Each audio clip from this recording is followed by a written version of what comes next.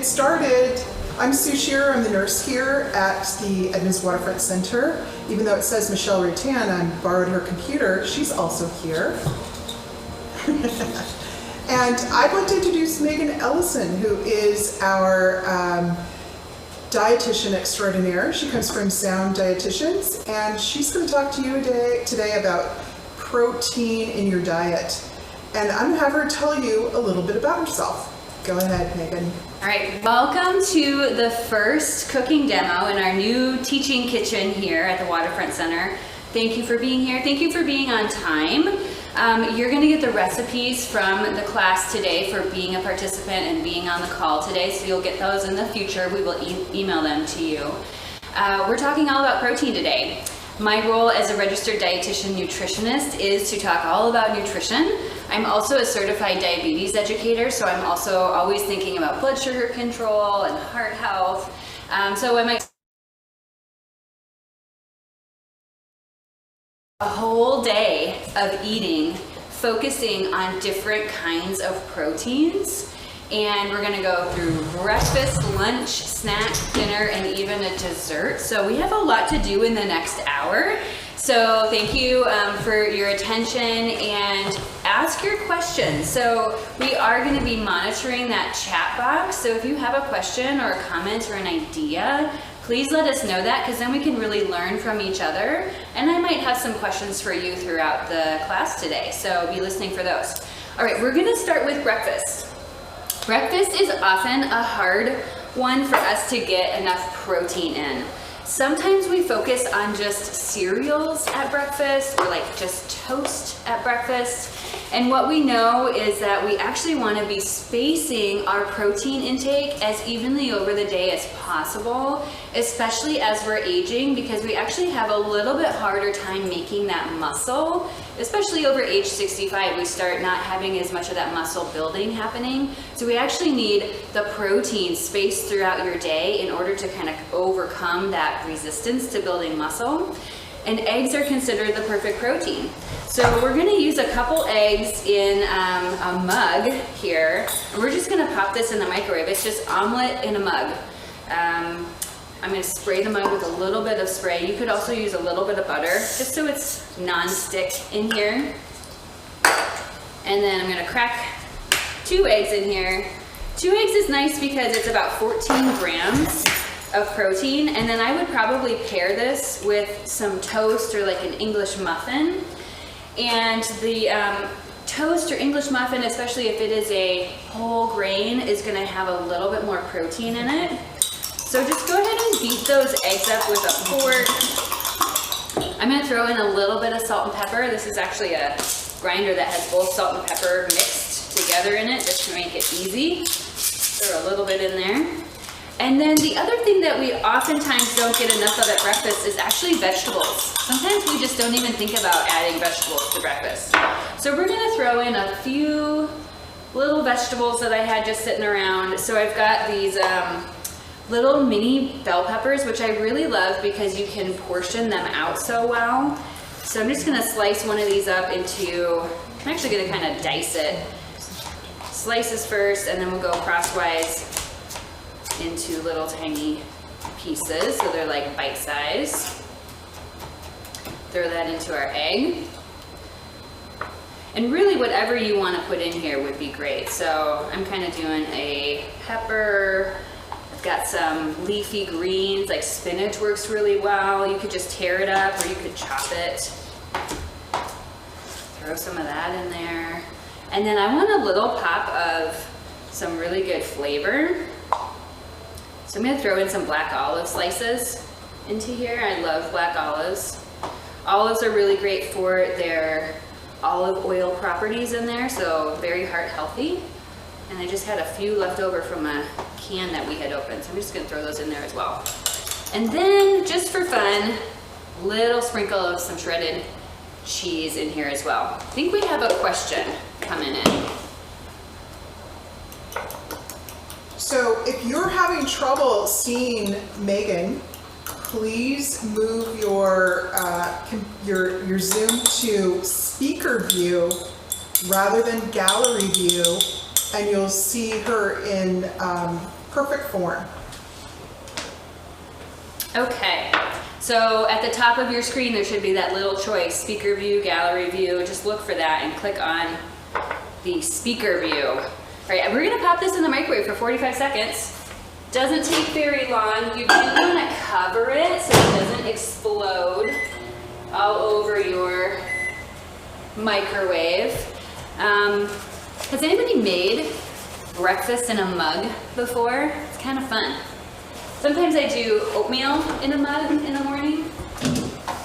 And then I just have like one dish to clean up, which is really great. I'm gonna rinse this fork.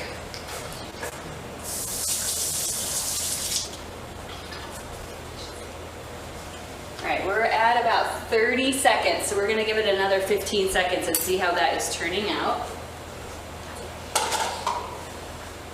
And then we're gonna move on to our lunch.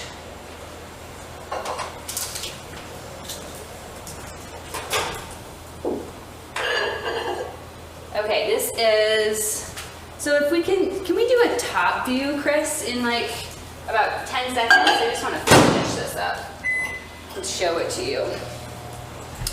Okay, we'll let that egg go a little bit more. We're cooking it more for like a minute because of all those veggies in there. And of course, every microwave is a little bit different too, so depending on your microwave, you might need a little bit more time, a little bit less time. Okay, so if we can do a top view, I just want to show you how gorgeous this is. So your little omelet in your mug, perfectly cooked with your veggies. You can eat it straight out of your mug, warm. It's kind of almost like, you know, like having a warm cup of coffee, but it's solid protein. So there you go, there's your breakfast. All right, we're gonna move on to lunch. So for lunch, sometimes we want to do something a little bit lighter, and today we're going to do a 3-part salad, and these are all items that you can get at Trader Joe's, but you can find them other places as well. We're using a plant-based source of protein in the form of lentils. So lentils and beans, really high protein sources and also good fiber. So sometimes as we age, we have a little bit sluggish digestion. So the fiber in our diets is really important for that. The thing I love about this lentil packet is that these lentils are perfectly cooked. They're just steamed, ready to go. If you wanted to just buy dry lentils, you could do that. And lentils actually cook really fast. So you don't need to soak them or anything like that like we do with beans. So I'm just gonna put this into the bowl. And let's do an overhead view for this one as well, because it's nice to kind of see all of these parts. The next thing we're gonna do is the Healthy 8 chopped veggie mix. Sometimes I just don't want to chop foods. You know, I chop all day, so sometimes it's nice to just like have this ready to go. Or if you have any dexterity or arthritis issues, it's nice to have things chopped for you. So this is a mix of like kale and cabbage and carrots. What else is in here? I think there's jicama in here even. Radish, celery, green pepper. Yeah, jicama. A little bit of broccoli hearts. So you've got a nice, nutritious mix of veggies. We're gonna throw that whole thing in here.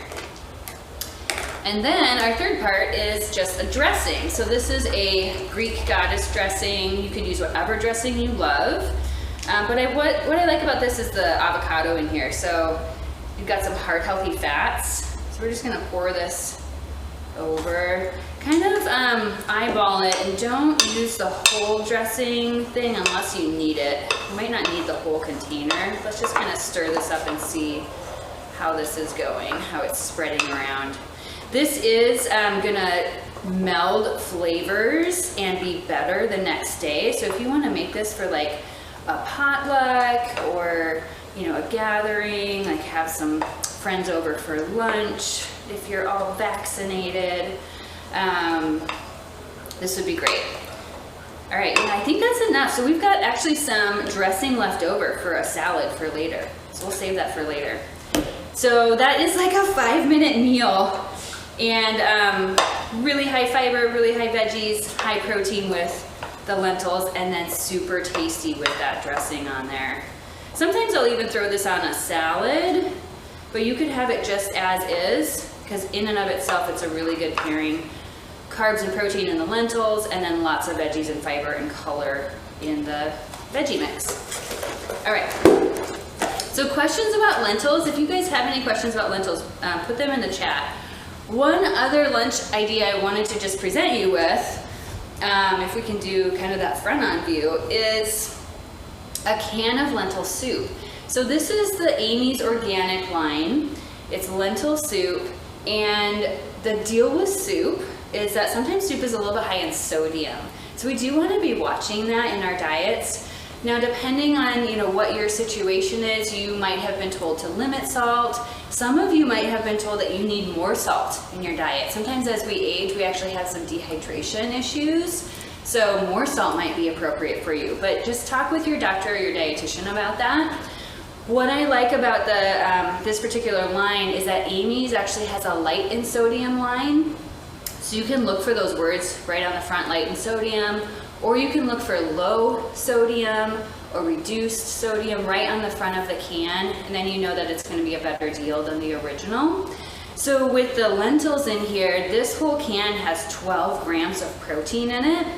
And what we can take in and kind of like maximize for muscle and tissue building at one time is about 21 grams, or about 3 ounces, because every 1 ounce of protein is about 7 grams of pure protein. So if you're thinking about like an egg is considered like a portion or an ounce of protein. It's about 6 or 7 grams. So what I would do with this is have this whole can, add a string cheese, so you get a little bit more protein, so you're bumped up closer to, like, with the 7 grams to the 12, that'd be 19, and then I'm gonna add a little like English muffin or toast on the side to round it up to 21 grams or more in that meal. So that gets you to that kind of maximum protein that you're gonna use at one time. Okay, so looks like we have a question. So it was Monica who wanted to know, is there a limit to how much protein you can absorb in Yes. one meal setting? Yes. And how much is too much? Okay, so how much is too much? So there is a limit to how much we can use at one time. So in the American diet, a lot of times we focus on so much protein at dinner, but we really can only take in and utilize about 3 to 4 ounces of that protein at one eating instance for muscle or tissue building. The rest of it will turn into stored calories, so fat, and some of it actually can turn into glucose if you get so much at one sitting. So that's why we really want to be spacing that protein out over the day. So a 3 ounce portion is like that deck of cards portion you've probably heard about, or it's about like the size of the palm of a woman's hand. Like my palm is about 4 ounces. And when you cook protein down, if you start with 4, you end up with about 3. So it's a good reference. We're actually going to do a dinner that has that same kind of 4 to 3 ounce ratio there. So yeah, more is not necessarily better. And especially if you have anything going on with your kidneys, so if you've got chronic kidney disease, then we're going to actually start limiting protein because it can put a burden on your kidneys. So you want to be talking to your dietitian about that. How much protein should you be taking in? And the strategy with that is to make sure that you're getting the small amounts over the day so that you're still getting enough to support your needs without overburdening your kidneys at one time.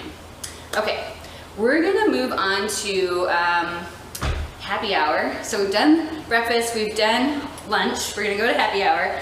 This is a little bit more involved. So these recipes are meant to be super, super simple.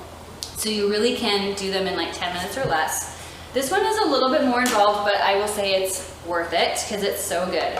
So we're actually gonna make a smoked trout dip, and we're gonna use some high protein ideas for this.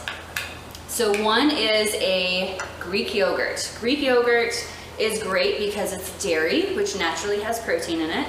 They've pressed that yogurt farther than normal yogurt, so they've strained it basically. More of the lactose or the milk sugar goes away. It's more concentrated in protein. This one, you probably don't want to buy the big jug of this unless you're sharing it with friends. But this one came from Costco because it was a really good deal. And I really like how much protein's in here. So it's 18 grams of protein per 2/3 of a cup. So about, 6 ounces. Normal yogurt is only about 4 grams per that same amount. So this is 18 grams. It's like over 4 times the amount of protein that you would get in regular yogurt. So I love the Greek yogurt for that reason. We're gonna do about 5 ounces or a little bit more than half a cup of Greek yogurt in this recipe. We're just gonna eyeball it. The other nice thing about Greek yogurt is it's so thick with that protein content that actually you can get the 0% fat. So this is a 0% like non-fat yogurt, and it's still gonna be really creamy. And then you're not getting that saturated fat that we're trying to limit for heart health reasons in our diet. We are gonna have a little bit of cream cheese in here too. So that's gonna give us plenty of saturated fat. So it's nice to pair it with a low or 0 fat option. So for the cream cheese, this is actually a whipped cream cheese. What I like about that is it's a little bit more spreadable. So it's just a little creamier, it's a little easier to work with. So spreading this on toast. We're gonna do half this container. So about 4 ounces in here of the cream cheese. This container is an 8-ounce container. All right, it smells good. And then for a little bit of flavor, and this is gonna pair well with the smoked trout we're gonna put in here, is some lemon zest. So if you don't have one of these, this is a microplaner. It's one of my favorite kitchen tools. I use it all the time for lemon zest or for shredding chocolate on something, or nutmeg, like fresh spices are kind of nice to zest into some things. So I'm going to take the whole zest, just kind of going around the lemon here. Grab all of it off of this lemon. It's going to be a little bit, probably over a teaspoon, which is what the recipe calls for. So about the size of a large lemon. Do the whole thing. You can kind of see how it catches it in that top part. Now we'll just knock it into here. Oh, it smells really great. And then we're going to use half of this lemon for some juice. And I've got one of these just kind of press juicers. So we'll just juice this. It calls for 2 tablespoons. So a large lemon is about 4 tablespoons or a 1/4 cup. So just half that lemon. These work really nice. Also the squeezer kind of lemon juicer works really nice as well. And we'll pour that into our food processor. Now you don't need a food processor. You really could just whisk this by hand. I'm just using this because it's convenient, and then I don't have to use my muscle power. Although I will say, one thing with muscle mass, I'm throwing in a tablespoon of dill here, is that we actually have to use our muscles in order to keep them. So it's a use it or lose it situation. So if you're trying to maintain muscle mass, you actually have to do some strength and resistance exercises to keep that muscle mass up. We're naturally losing it about 1 to 2% of muscle mass every year over age 30. Sometimes that can actually ramp up to even like 3 to 5% if we're really sedentary. So you want to be using your muscles. All right, we're going to throw in the green tops on some chives. Now, if you don't want to keep fresh chives around or green onions, you could certainly use a powdered form. So I found this really nice powdered form. Actually, my mother-in-law sent this to me. They live out in Sequim, and there's this company from the Sequim area called Olympic Onion, I think. Olympic Onion. And it's just green onion powder that's really, really concentrated. So if you didn't want to use the fresh green onions, you could get like a powdered green onion that just stays in your pantry. And then you can throw that into all kinds of things for flavor.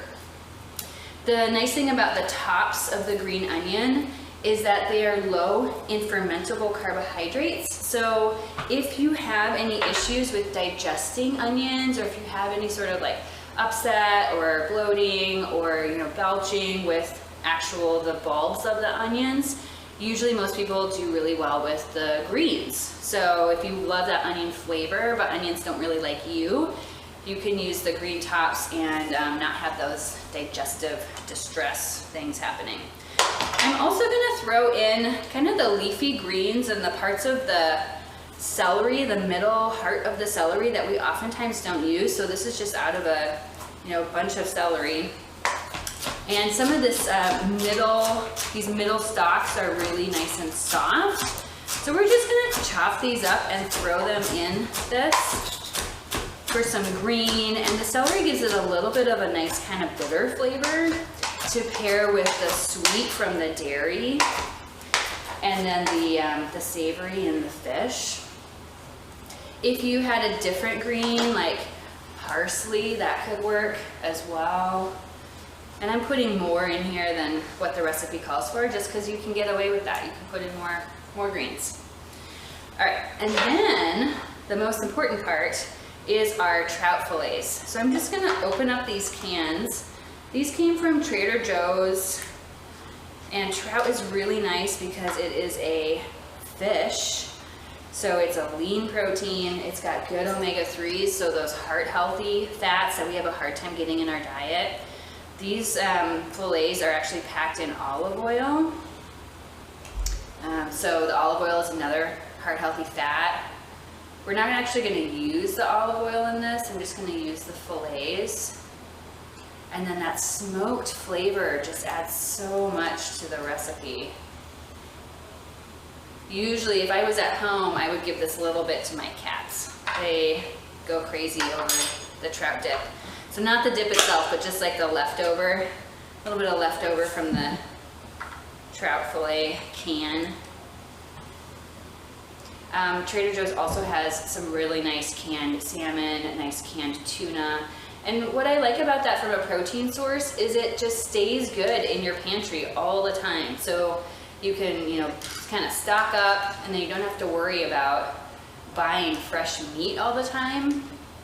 It still has the really good properties in there, the omega-3s. It is a really good lean protein source, but it stays good for a long time. So it's nice to have in your pantry.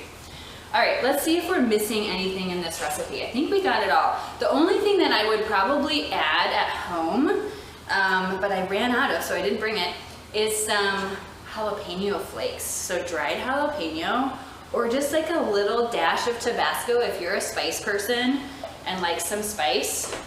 Let's actually throw in some, because we don't have the actual spice, let's throw in some pepper, just to make it a little bit peppery in here, because otherwise I'm gonna miss the spice. All right, sounds like we have a question. So the question is, what's your opinion on protein powders versus protein food sources? Okay, so the question is protein powders versus protein food sources. So protein powders are nice because they're convenient. They're very concentrated. So usually in 1 scoop of that protein powder, it is a 3-ounce portion, or it is a concentrated about 20 to 25 grams of protein. So it's very concentrated protein. So like for example, you could throw a scoop of protein powder into oatmeal in the morning, and then all of a sudden you've got protein with the carbohydrates in the oatmeal. So that's nice. Or like you could throw protein powder into like a smoothie to kind of bump that up. So you're getting some fruit in the smoothie, maybe some yogurt, but like bumping it up with the protein. So it's drinkable, right? You can even mix it into things like mashed potatoes. So for some of my patients who are really having a hard time putting on and maintaining weight or maintaining muscle, the protein powder can be really nice. The thing that I will say is that with whole foods, you're missing the volume, you're missing the pleasure, right, of eating that food when you're just doing the powder versus actual food. And you're missing some of the other nutrients. So for example, like in the trout, you've got the omega-3s there that are so good for your brain and your heart, that you'd be missing if it was just the protein powder. Now I will say some of the protein powders, most of them actually these days, are also like a multivitamin. So for some of my patients, like their 1 scoop of protein powder is giving them their protein intake for a meal, but also their multivitamin for the day, so it can be kind of efficient. But if you don't need to go that route and you can use real food has other benefits too. So yeah, either way. Yes? Are there any vegetarian protein sources that you would recommend to be used in place of the fish in this particular dish? Yeah, so you could just do this dip. The question was vegetarian sources instead of the fish. So you could just do this dip with just the yogurt and the cream cheese. You don't necessarily need the smoked trout in there. The smoked trout, what it's giving you is more protein, omega-3s, and that smoky taste. So you could add like a little bit of like something smoked in there, like some smoked shredded Gouda, or some smoked paprika to add some of that flavor. You don't necessarily need to have the trout, but I will say that most Americans are not eating enough fish and seafood from a health sense, so we're recommended to have at least 8 ounces of fish and seafood per week because of the benefits for our brain health. And even things like, especially as we're aging, like, dryness in our skin, so the omega-3s can help with that. Eye health, dryness in our eyes. So there's lots of other reasons for those omega-3s as well. But yeah, it doesn't have to be an animal source. You could just swap something else in there. All right, we're gonna blend this up.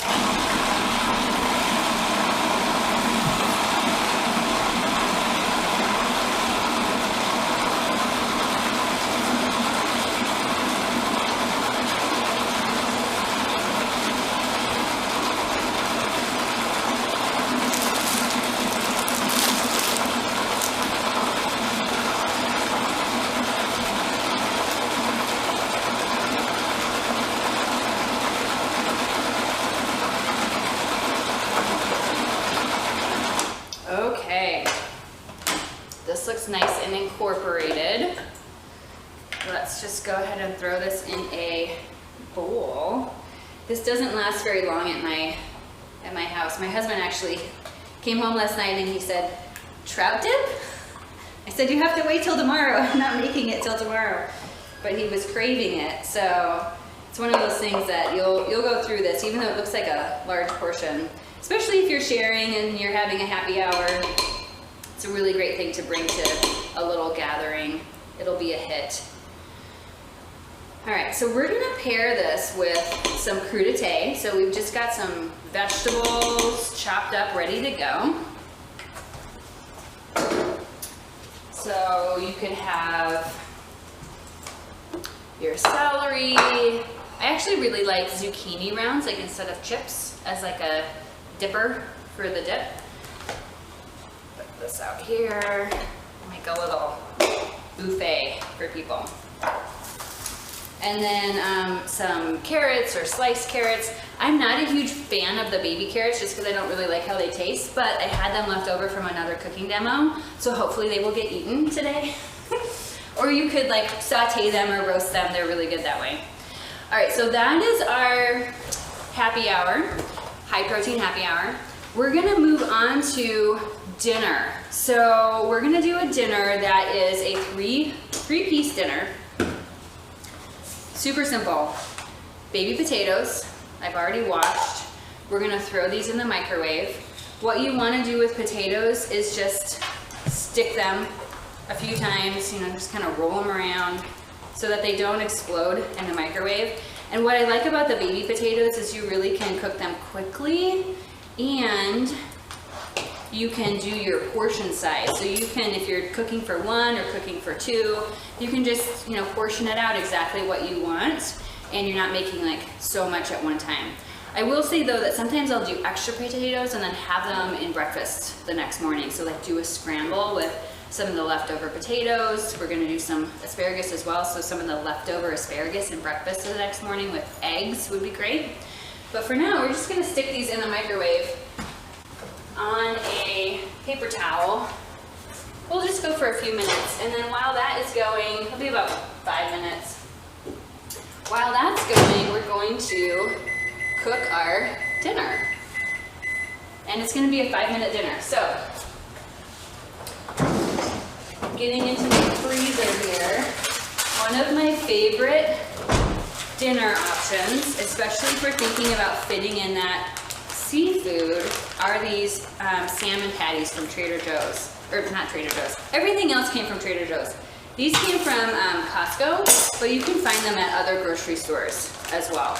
And what I like about this is they're already seasoned. They are just the right portion, so they're that 4-ounce portion of protein that cooks down to 3 ounces. So we're gonna throw this in a skillet, and it really does not take very long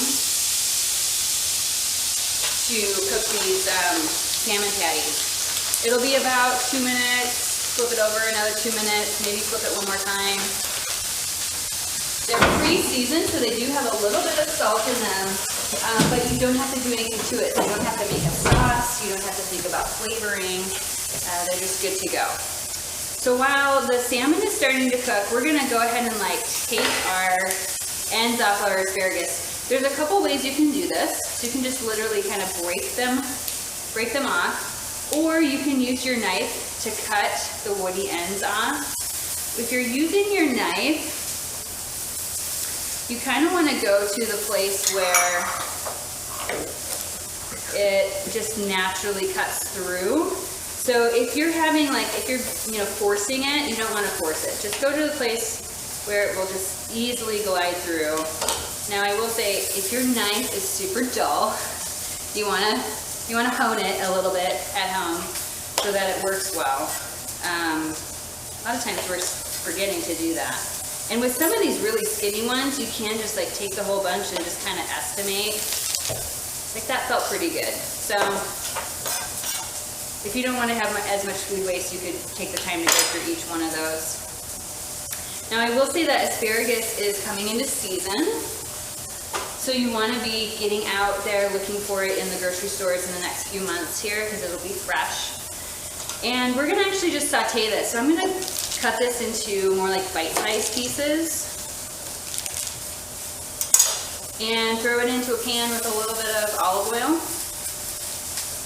We've got our skillet over here, what we'll transition to. So a little olive oil in the pan. It's over medium heat. It's already ready to go. It's warm, so that olive oil warms up really fast.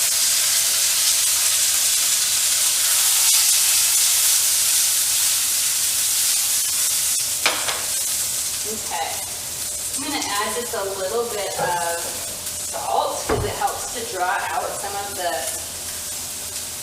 moisture out of the vegetables. So when you're sauteing your vegetables, you just add a little bit of salt to help kind of draw that out and get them a little more roasted.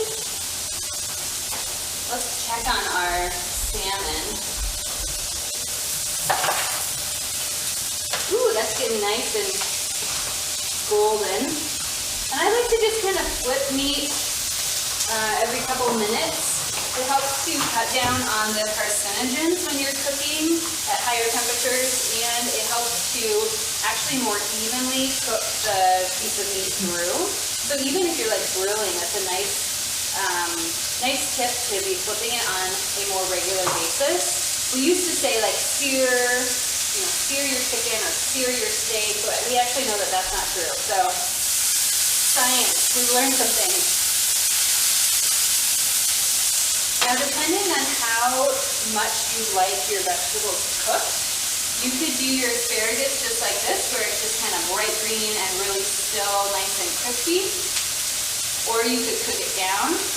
If it is a more thick stock, it'll take a little bit longer to cook, but I will say that the thick stocks are actually more tender, which is kind of a counterintuitive thing. They're more tender than the thin stocks because they have more of that center or that heart, so less of the cellulose from the outside of the asparagus. All right, check on our salmon. Ooh, yeah, it's getting nice and golden under there. It sounds like our potatoes are done, and they are. They're perfectly done, so I'm going to throw those on a plate. Now, if you wanted to get fancy with your potatoes, you could toss them in a skillet with a little bit of olive oil and some herbs, like fresh parsley.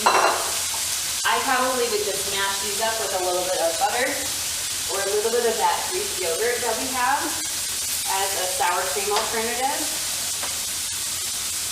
Okay, so we're pretty much done with dinner. I think I am going to throw some pepper on this asparagus though, just because I love pepper. And you can throw some other spices or herbs on here just for more flavor.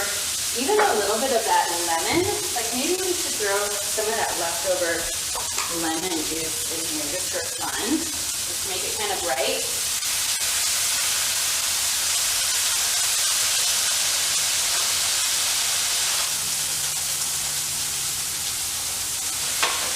Yeah, okay. Check your salmon patty. It should be kind of firm, and it should be nice and golden. Yeah, this is pretty much done, pretty much ready to go. You could cook it longer if you like it, you know, more done than this, but you don't want to overdo it. All right, I'm going to turn this off.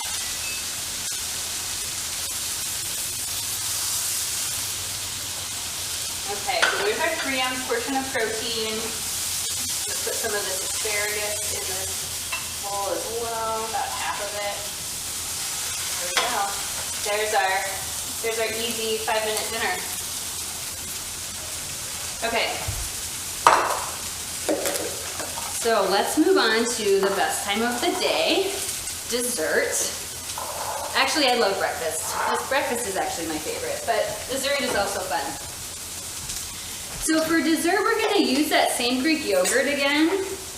And it's nice to have that in the evening time because of the calcium and magnesium in the Greek yogurt, and also that, again, protein, especially before bed. So we see that a lot of times people are going too long with eating, or without eating, too long fasting, and especially over the age of 65, we are having more loss happening of muscle loss over the night. So that pre-bed snack, especially if it's high in protein, can help prevent that muscle loss that happens over the nighttime. So the Greek yogurt is a good way to do that. It can also help with sleep because it does help with relaxing the muscles. So that high magnesium and calcium. It also is an easily digestible protein. So if you have any sort of like reflux or heartburn that sometimes happens, usually some dairy products can help that, especially if it is the low or non-fat dairy, because the high fat can actually make heartburn a little bit worse. And then I have just some slivered almonds here. You could really use any sort of nut or seed on this. So sunflower seeds, pepitas, flaxseed, chia seed, hemp seed. I just happened to grab the slivered almonds. Do keep your nuts and seeds either in the refrigerator or the freezer. I keep mine in the freezer because I buy them in giant quantities. So, you know, it's taking me a while to get through them. And nuts and seeds, because they have those heart-healthy fats, they actually will go rancid over time. So you want to keep them cold, ideally. All right, we've got our berries on the bottom, our yogurt in the middle, and then we're going to sprinkle this with our nuts on the top for a little crunch. Think about the color that you see in this day. So usually I say, you know, try to get all the colors of the rainbow in a week. I didn't even plan it this way. This just turned out this way, but I'm realizing we have, you know, red, green, and black in our breakfast. In lunch, we've got purple, orange, white and yellow, white and green, and brown with the lentils. We've got purple in the potatoes, green in the asparagus. With our happy hour, we've got green and orange. We could add some red, like some radishes would be really great with this. And then we've got our dark blue purple color in our dessert. So we really have the full rainbow of color today.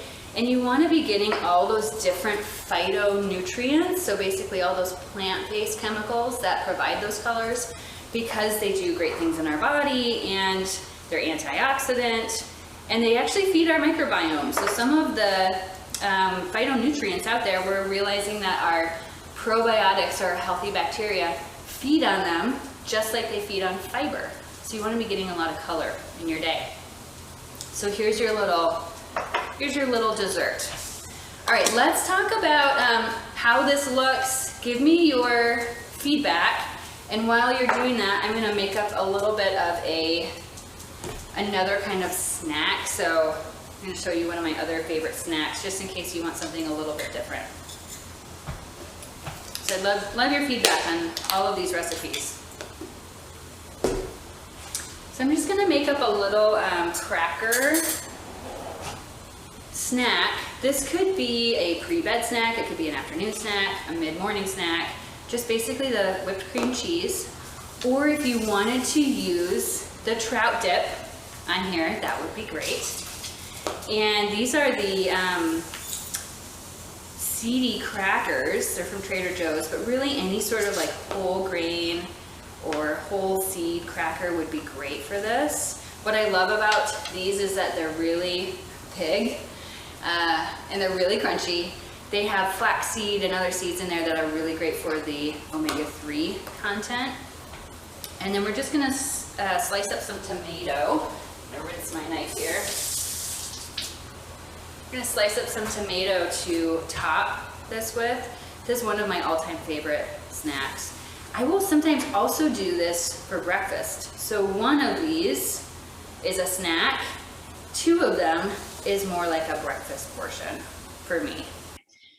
Speaking of bone health, I mentioned earlier that we do need to be thinking about our muscle maintenance over time, and that actually helps our bones as well. So when you're thinking about like, strength exercises, like, your counter push-ups, or your wall push-ups, or plank, where you're just like holding your own body weight. Or some of you might have those resistance bands where you're resisting against the band, and so you're having some like strength happening because of the resistance with the bands. All of those put stress on your muscles, which is good because the stress helps the body to send nutrients to rebuild the muscle, but it also puts stress on your bones. So when you think about that, you're putting stress on not just your muscle, but on the ligaments attached to your bones. So that stress on your bones actually indicates to the body that you need to send nutrient reinforcements to your bones. So the strength exercises help with your bones as well. And we're thinking about both muscles and bones as we're aging, partly just so that you can have really good quality of life, but also so that we're thinking about preventing falls, we're thinking about balance, all of those things that really like impact your quality of life in the big picture. So do think about your strength exercises along with your protein intake in your diet. All right, questions or comments? Yes, we've been hearing that couscous is a complete protein. Are there other ancient grains high in protein? Okay, so the question is, we've been hearing that couscous is a complete protein. So I think what you're thinking of is actually quinoa. So quinoa, which is a little seed, is a complete protein. It has all the essential amino acids that we need to take in our diet. We can't make them internally, so we have to actually eat them. So all the different amino acids that are basically the building products of the protein. So we need to eat them, and then our body can do different things with it, build different tissue, make red blood cells, have immunity, all of those good things. So the quinoa is a complete vegetarian-based protein source. The other place that we get a complete vegetarian protein source is actually in soybeans. So, a little bit of tofu or a little bit of soybeans, like edamame as a snack would be a really great protein option. You can find the edamame in little bags in the freezer section of the grocery store. They're still in the pod. You just steam them for a couple minutes or throw them in the microwave for a couple minutes, and then a little bit of salt or a little bit of soy sauce on the top, and you eat them right out of the pod. They're amazingly good for the protein, fiber, and carbohydrates. So in and of themselves, it's like the perfect little snack. So a lot of times I'll do that just as a snack, and it's very filling as well because of all that fiber. So quinoa, soybeans, those are your complete proteins. With the couscous, it's not, because that's just based off of wheat. That's just pasta. So depending on, whether it's a whole wheat or a refined wheat, there will be more or less protein in there, but even if it is the whole wheat, it's still not a complete protein, but the quinoa is. And the quinoa is nice because it cooks in 15 minutes, so it's a really quick cooking grain, so it's a great thing. Like for this salad, for example, you could make a bunch of quinoa and do that in addition to the lentils. Just kind of make it go farther, or do it instead of the lentils. That would be fine. Yeah. Good question. All right, what other things are on your mind, protein-wise, muscle-wise, easy meal-wise? I have a question about butter. Are any of these ideas things that you would actually make at home? Some things that you would actually try? Like either the mug breakfast or the easy lentil lunch or the salmon patties at dinner or the trout dip. A little more involved, but really good. Okay. The salmon patties, I really like those, but they taste salty to me. Yeah. Are they especially high? So they're not especially high, but let's look at it. So the question is all about sodium. They do taste a little bit salty. And I on purpose paired this with like a low salt, like the potatoes are really high in potassium, which counters the sodium, instead of like a higher sodium grain. Sometimes my husband and I will use the those rice packets that are pre-seasoned, and I didn't do that with this for you guys because the rice packets with that salt in there are the seasoning already in there, are salty on top of the salmon. So go with something that's a little bit lower sodium, like the potatoes.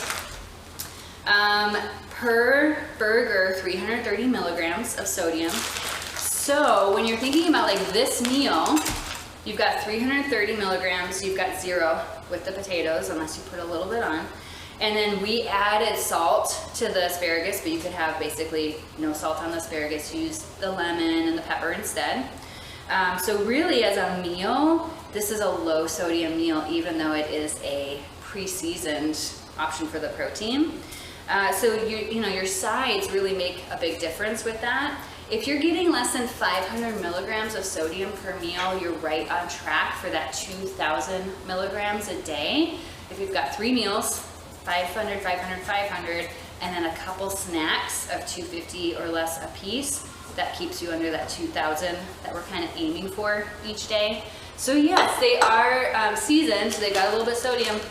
Pair it with some low sodium options in there. But they're not super high. Like for a meal, a lot of times you'll buy like a frozen dinner and it can be 1,600 milligrams in just one frozen dinner. So be careful of that and watch your labels for the sodium. I'm glad that you're thinking about trying those. That'll be a nice option. Okay. I have somebody here who said I would try the egg in a mug, but I am not a fish eater, so looking for other options. Yeah, so other options other than fish. So definitely, the beans and the lentils are a great protein, vegetarian, non-fish source.